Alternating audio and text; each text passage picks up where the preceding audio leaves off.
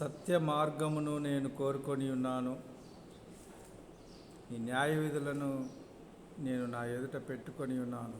యెహోవా, నేను నీ శాసనలను అతుక్కొని ఉన్నాను, నన్ను సిగ్గుపడనీయకుము. నా హృదయము నీవు విశాలపరచునప్పుడు నేను నీ ఆజ్ఞల మార్గమున పరిగెత్తెదను. యెహోవా, నీ కట్టడలను అనుసరించుటకు నాకు నేర్పుము. అప్పుడు నేను కడమట్టుకు వాటిని గైకొను.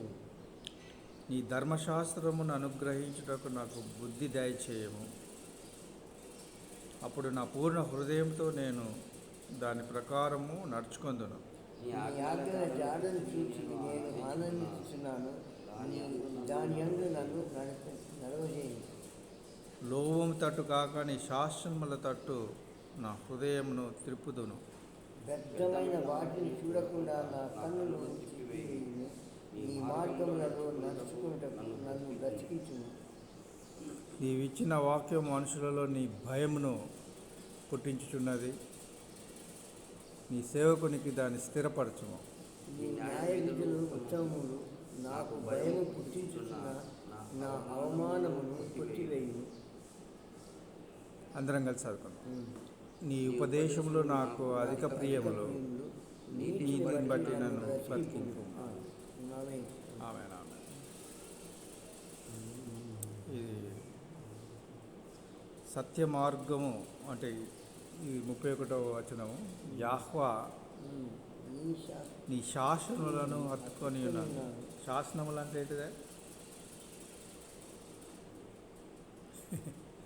శాసనములు అంటే ఏంటిదో మనం తెలుసుకోవాలి. Testimonies, witness. శాసనం అంటే విట్నెస్. ఆయన సన్నిధిలో విట్నెస్ అన్నట్టు. ఈ విట్నెస్ రాంగ్ విట్నెస్ అయితే చాలా ఘోరం. అబద్ధ సాక్ష్యం అంటారు దాన్ని. దానివల్ల శపించబడతాం. ఇప్పుడు ఈ రత్న ఏం చేసిందంటే, అది సంతకం ఎందుకు పెట్టినావమ్మ నువ్వు అని నేను అన్నా. నాకు తెలియదన్నా, మీ తమ్ముడు పెట్టమన్నాడు, నేను పెట్టినా. పెట్టమంటే పెడతావమ్మ, సంతకం పెట్టమంటే దీన్ని ఎందుకు పెట్టినావో తెలుసా? ఎందుకు పెట్టినావో తెలుసా? నా ఇంటిని అమ్మిన వానికి అమ్మినట్టు నువ్వు పెట్టినావు అన్నా. నా ఇల్లు తమ్ముడు కొన్నాడు, అది అబద్ధ సాక్ష్యం. అది విని సన్నిగాడిగా ఈ ఇంటికే వస్తలేదు వాడు, ఇంటికే వస్తలేడు. అప్పుడు నేను ఎప్పుడైతే చెప్పిందో అప్పుడు పోయిండు, ఈ ఇంటికే వస్తలేడు వాడు. అవడతలేడు. వాడు నాకు ఫ్రెండ్, వాడు నాకు మంచి క్లోజ్. వాడు ఎంత క్లోజ్ అంటే చాలా క్లోజ్ అన్నాడు. వాడును కారణం కాదు, చాలా క్లోజ్. ఎంత క్లోజ్ అంటే మేము అట్లా పెరిగినాం అన్నట్టు. ఇక వాడు తెలుసుకొని పోయి హైదరాబాద్లో ఉన్నాడు. ఇక అంతే. ఇక వాడు ఒక్కసారి కూడా అవుతాడు.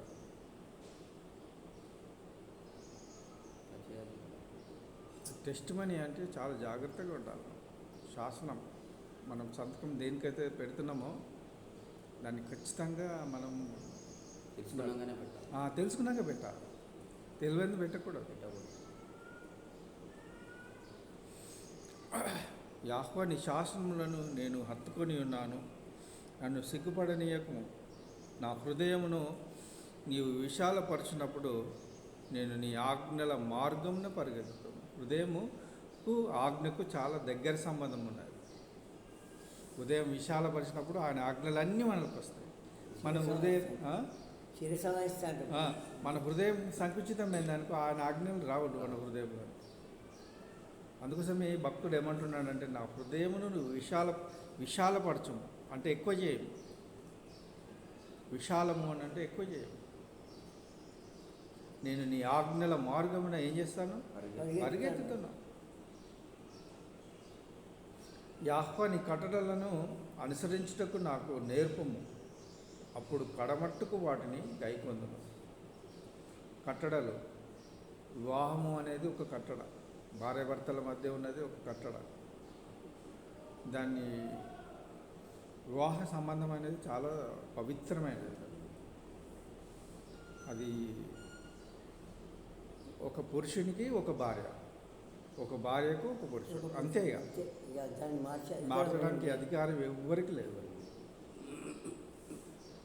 భార్య పురుషుని విడిపించిపెట్టి విరంతం తిరుగుతుంది అంటే దానికి శిక్ష ఉంటుంది. మా భార్య ఏం చేస్తుందంటే మంచిగా తయారవుతుంది. ఎంత మంచిగా తయారవుతుందంటే బ్యూటీ పార్లర్ పోయి అంత పెట్టుకుంటారు. ఎంతమంది అంటే అంతమంది. ఇటు హైదరాబాద్లో ఒకటి, అటు బెంగళూరులో అది. ఫేస్బుక్లో పరిచయం అయిందట. ఫేస్బుక్లో పరిచయం అయితే అది హైదరాబాదులో ఉన్న వారందరినీ బెంగళూరు పోయేటప్పుడు వాళ్ళని దాన్ని చూసుకుంటారు. బెంగళూరు నుండి వచ్చే వాళ్ళందరినీ ఇది చూసుకుంటారు. చాలా ఘోరమైన సన్నివేశం అది. అందుకోసమే దేవుడు నన్ను బండి మీద అక్కడి నుండి రప్పించాడు. కానీ అది ఎంత మంచిగా ఉన్నది. ఓ, నాకు ఆనందమే ఆనందం అనుకున్నట్టున్నది. కానీ అది దయ్యం పట్టింది. అది వ్యర్థం. అది దయ్యం పడితేనే అట్లా చేస్తారు. దయ్యము పట్టిందన్నమాట. దయ్యం పడితే అట్లనే చేస్తారు. ఎట్లా చేస్తారనంటే నీ కట్టడలను అనుసరించటకు నాకు నేర్పము, అప్పుడు నేను కడమట్టుకు వాటిని గాయకొందను. నీ ధర్మశాస్త్రము అనుసరించటకు నాకు బుద్ధి దయచేయము. ధర్మశాస్త్రము ఏంటిది? 5 పుస్తకాలే. ఈ ధర్మశాస్త్రం అంటే అంతా బైబిల్ అంతా కాదు, 5 పుస్తకాలే. అది అనుసరించాలి. అది నాకు బుద్ధి దయచేయమంటున్నాడు. ధర్మశాస్త్రము ఎంత పవిత్రమైనదంటే ఇక్కడ దేవుడు ఉన్నాడు, అక్కడ మోషే ఉన్నాడు. మోషే ముఖాముఖిగా దేవుణ్ణి చూస్తున్నాడు. చూస్తుంటే రాయనని దేవుడు చెప్తుంటే ఆయన రాస్తున్నాడు. ధర్మశాస్త్రం ఆది కాండం నుండి ద్వితీయోపదేశ కాండం వరకు దేవుడు చెప్తుంటే ఆయన రాస్తున్నాడు. అది చాలా ప్రాముఖ్యమైన విషయం అన్నమాట. ఈ ధర్మశాస్త్రము అనుసరించుటకు నాకు బుద్ధి దయచేయము, అప్పుడు నా పూర్ణ హృదయంతో దాని ప్రకారం నడుచుకుందాను. 10 ఆజ్ఞలు ఈ యొక్క నిర్గమకాండంలో, 10 ఆజ్ఞలు ద్వితీయోపదేశ కాండంలో ఉన్నవి. ఆది కాండం నుండి ద్వితీయోపదేశ కాండం వరకు 613 ఆజ్ఞలు ఉన్నవి. 613 ఆజ్ఞలు ఉన్నవి. వాటిని నేర్చుకుంటాడు అన్నాడు. ఈ ధర్మశాస్త్రమును అనుసరించుటకు నాకు బుద్ధి దయచేయము, అప్పుడు నా పూర్ణ హృదయంతో దాన్ని నడుచుకుందును అని అంటున్నాడు. నీ ఆజ్ఞల జాడను చూచి నేను ఆనందించుతున్నాను. ఆజ్ఞలు ఎక్కడున్నావో 613 ఆజ్ఞలు. కమాండ్మెంట్స్ 613 ఆజ్ఞలు ఉన్నవి. వాటి జాడ దొరకబట్టాలి. అవి మనకు రావు. ఎక్కడున్నావో వెతకాలి. 5 గ్రంథాలలో మనం వెతుక్కోవాలి. దాని యందు నన్ను నడవజేయము. మనం ఎట్లా ఉండాలి? ఆయన ఆజ్ఞల యందు నడవజేయాలి. లోభము తట్టు కాక. లోభం అంటే ఏంటిది? లోభం అంటే ఏంటిది? చిన్న లోభం అంటే ఏంటి? ఏలోకి సంబంధమైనటువంటి విషయాలలో లోపం మనలో ఏదైనా తప్పు జరిగినప్పుడు. లోభం అని అంటే డబ్బులు, డబ్బు మీద ఆశ.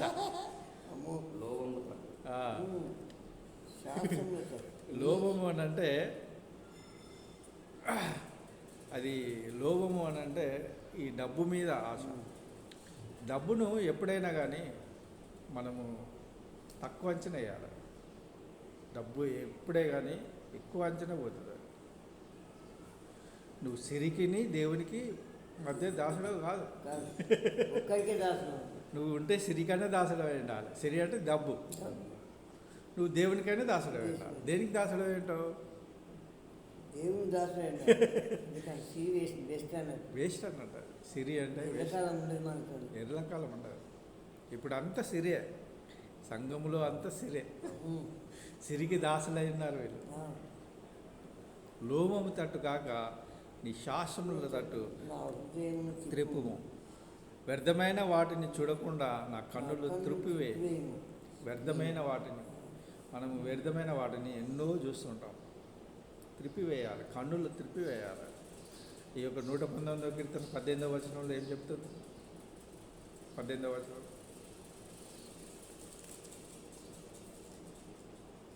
యెహోవా నన్ను కఠినంగా శిక్షించింది కానీ 18వ వచనమా? మనకు అప్పగింపలేదు.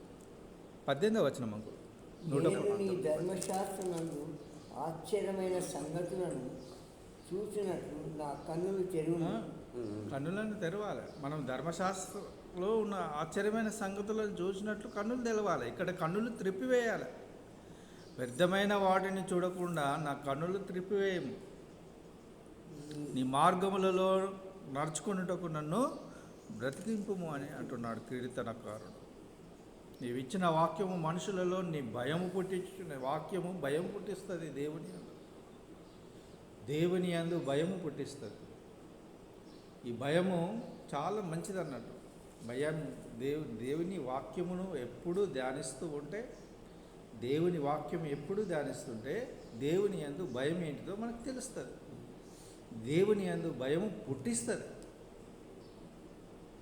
కనుక మనము దేవుని యందు భయము ఎంత మంచిది అంటే, దేవుని యందు భయము, యెహోవా యందు భయము కలిగి ఉండుట శ్రేష్టం. యెహోవా యందు భయం కలిగి ఉండుట ఈ లోక ఆశలన్నీ నెరవేర్చవు.